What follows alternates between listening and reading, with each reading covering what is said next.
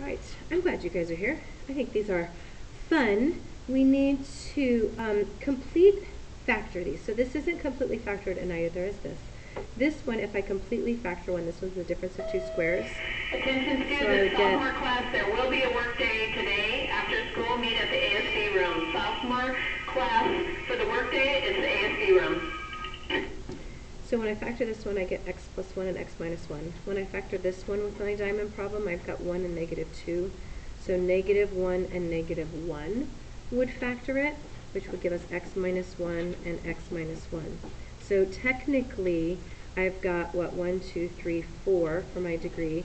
Notice here I've got 2 as the highest power and 2 as the highest power, so adding those together would equal 4 as well. The key thing is, though, is that if I write this simplified, I have one of those, but I have 3 of these, and 3 of these do something special. If you guys remember, when it's a 3, it's a slowdown. So it is a positive out in front of all this, so I want to start up. So I'm going to kind of slow down, go through here, and then shoot right through here to get that. So my roots, I only actually have 2. I have a negative 1 comma 0, and I also have 1 comma 0. So let's look at 4. How is the degree related to the function in standard form? So this is considered standard form, and this is considered standard form. Once this is all factored out, you end up getting that the degree is 3. But notice right here, the degree was already 3. If I were to multiply this out, my leading coefficient, or my leading term, will be x to the 4th. So that would be a 4th degree.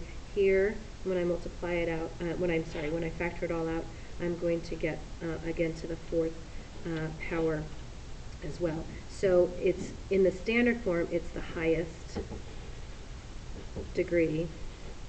When it's in factored form, I just need to account for all of them. So 1, 2, 3, 4. Here, this was 1, 2. I don't count that. 3, 4 here. So I count all the x powers. But I do want to be clear, this is not the 6th power. The 6th degree, I do not count them all when they're in standard form. It's the highest power when it's in standard form, or you count them up when it's in factored form.